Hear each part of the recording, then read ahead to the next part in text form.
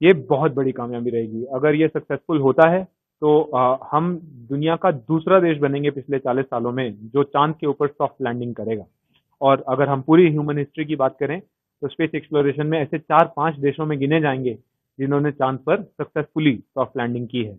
ये हमारी scientific capability का दबदबा पूरे दुनिया में बनाएगा और ये बहुत बड़ी बात होगी।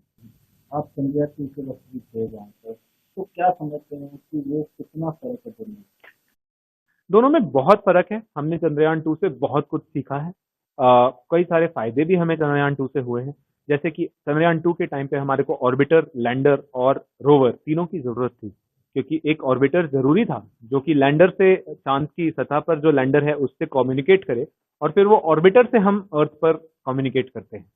तो ये एक तरह से आप मान लीजिए एक टेलीफोन का टावर की तरह है ऑर्बिटर, जो चंद्रयान को जमीन, चांद की सतह से अर्थ, धरती की सतह तक कनेक्ट करता है। इस बार हमारे को वो ऑर्बिटर की जरूरत नहीं थी, क्योंकि चंद्रयान 2 का ऑर्बिटर हमारे पास ऑलरेडी वहाँ पे चांद के पास ऑर्बिट करता हुआ है, तो और वो हमारे कांटेक्ट में है, सक्सेसफुल है। तो हम वही ऑर्बिटर यूज कर सकते हैं।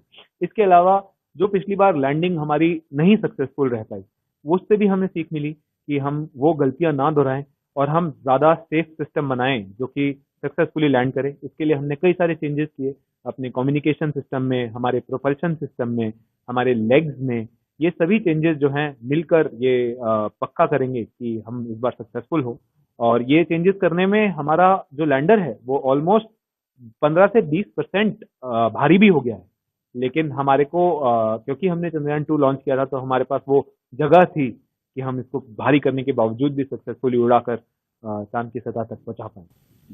तो हालांकि रूस भी अपना जो लॉन्च किया था उसका जो प्रोजेक्ट, लेकिन वो कामयाब नहीं हो सके, क्रैश कर दिया।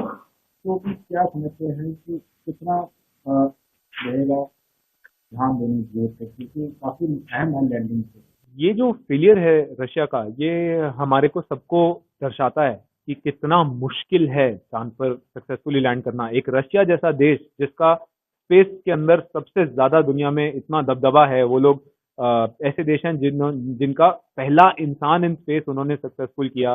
वो चांद पर पहले जा भी चुके हैं। तो इतनी उनका इतना वर्चस्व है उनका, लेकिन फिर भी वो सक्सेसफुल नहीं हो पाए। तो ये हमें दिखाता है कि ये कितना मुश्किल है और हमारे को कितना ध्यान रखना चाहिए और हमारे को कितनी दाद देनी चाहिए इसरो के साइंटिस्ट की कि वो हमारा मिशन सक्सेसफुल करवा पा रहे हैं।